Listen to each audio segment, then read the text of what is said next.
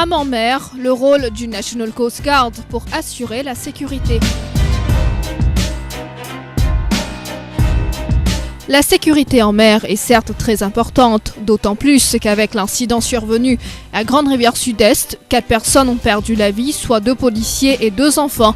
L'équipe de Top FM et celle de Top TV se sont rendues au poste du National Coast Guard pour savoir un peu plus sur ces différentes opérations en mer.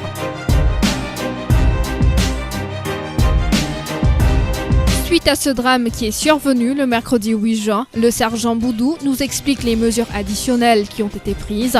Tout de même, il précise que le port du gilet n'est pas obligatoire, mais tout skipper doit avoir des gilets à bord de son bateau. Les mesures de sécurité, et bon, nous patrouillons l'île renfort aussi. Déjà là, nous déjà fait patrouille, mais en plus, nous pouvons sensibiliser, disons, les skippers là, surtout.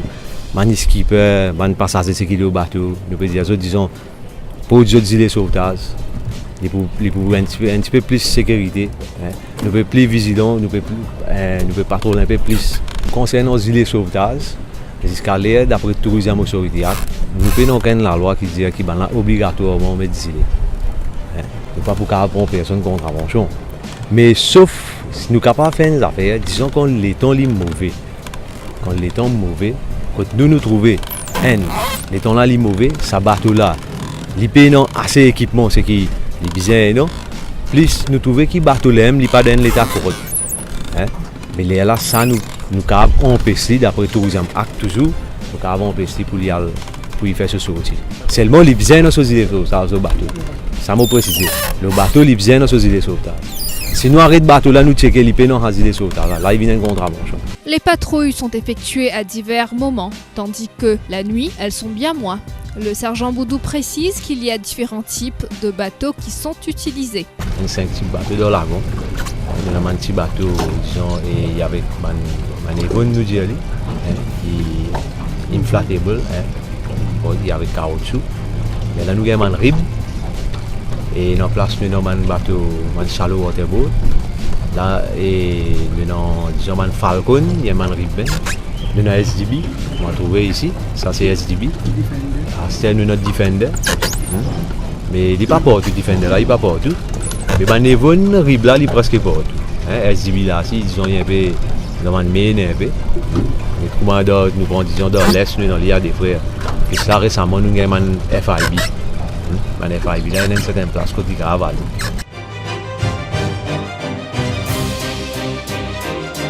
Qu'en est-il des vérifications des documents? Le sergent nous explique que si un skipper n'est pas en possession de son permis, on lui donne une contravention sur le champ et également ses papiers d'assurance sur lui, on lui accorde un délai de 5 jours pour les présenter. Le bateau en don, il est bien fini avec combien de passagers il est autorisé pour amener. C'est qu'il met en déo le bateau, après son numéro, après ça IL, soit OL là, il y a un numéro, c'est ça nous finit avec ce nombre de passagers. Ce nombre de passagers là, il est bien inclus sur le skipper tout d'abord. C'est en tout, c'est simple, bien. On doit quand il finit de mettre ça, si il n'est pas mettre, il y a une contravention. Comme l'équipement, nous checkons, nous gagnons sur un gilet de sauvetage. Sur le gilet de sauvetage, comment nous dire, si il est maximum 18, mais il est bien notre 18 gilets de sauvetage. Il y a en plus, mais il n'est pas besoin en moins. Après ce gilet de sauvetage, il y a besoin de la pompe qui fait avec lui. Nous avons besoin de faire cette kit, un premier soin. Il y a besoin d'un récipient qui attire de l'eau. Il y a besoin d'un seul l'encre avec lui. Il y a besoin d'un extincteur qui fait. Ça, il y a besoin avec lui. Et après, d'après ce serveur report, s'il y a encore un kit équipement, nous avons besoin de checker. Il y a besoin de ça. S'il peut, il y a une contravention. Et qu'en est-il de la situation météorologique? Coast Guard, tous les matins, vers 5h, nous finissons un weather news. C'est qui nous observons NCZ, ils envoient nous. Et pas juste les matins, à mesure et météo, ils tiennent communiquer, nous gagnons de communiquer. Et nous, quand nous faisons une patrouille, nous sensibilisons toutes les personnes qui peuvent servir la mer, les cas PCR, les cas venir pour nager, et nous skipper, nous faisons faire ce truc. Et disons, si on n'a pas respecté nous, et des fois, si on n'a pas embarqué, comme on dit, au commencement, nous trouvons les temps météo, là nous avons posé une contravention.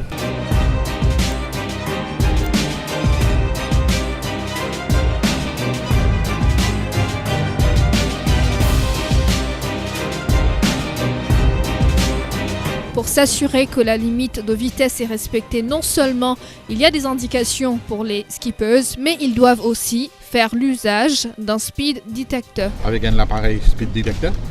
Et sa zone-là, il est décrété comme un no speeding zone. C'est-à-dire il est démarqué par un bruit qui... Là où Disney comme on a roulé, là nous prenons dedans, on compte en avec ça l'appareil-là. Ça l'appareil-là, il opère avec un système laser qui nous pointait l'eau sa moteur là. Et ensuite ça, l'appareil-là, il est détecté, quelle vitesse ça bateau-là peut aller. Le sergent Macoun de la police du tourisme affirme que des alcotests sont effectués en mer sur les skippers. Et voici ce qui se passe lorsqu'un skipper ivre est épinglé. Là, nous faisons la procédure, nous faisons ici au poste. S'il y a un client avec lui, là, nous sommes la compagnie pour amener l'autre bateau qui vous prend les clients pour faire les autres activités. Le skipper nous vient amener l'hôpital, faire sa vitesse. Dans la procédure normale, c'est ne pas arrêter de bien arrêter.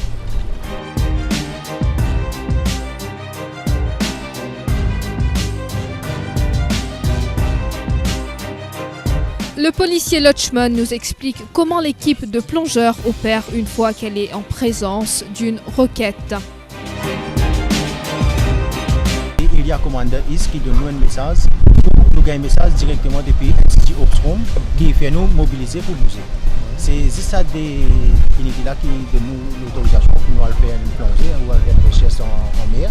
Et on a donné nous toute une description qui est là au niveau place, incident et quel type d'incident. En rapport avec ça, nous préparons l'équipement qui nous nécessite pour faire sa recherche là, parce que quasiment nous connaissons tout ça dans une place qui est dans nos divisions là. Quelle qualité de recherche que nous avons fait et quelle technique nous avons abordée pour faire sa recherche là. Donc si jamais nous pouvons venir dans une place côté de l'eau sale pour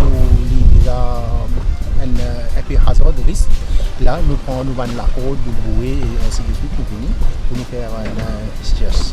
Et si jamais besoin de descendre la rampe pour dans la cascade Bonnier qui nous a habitué vers lui, nous besoin de marcher, nous descendre avec l'équipement, nous allons dans la place. Après nous commençons à installer nos ateliers le plus vite que possible, le plus rapide que possible et nous commençons à recherche.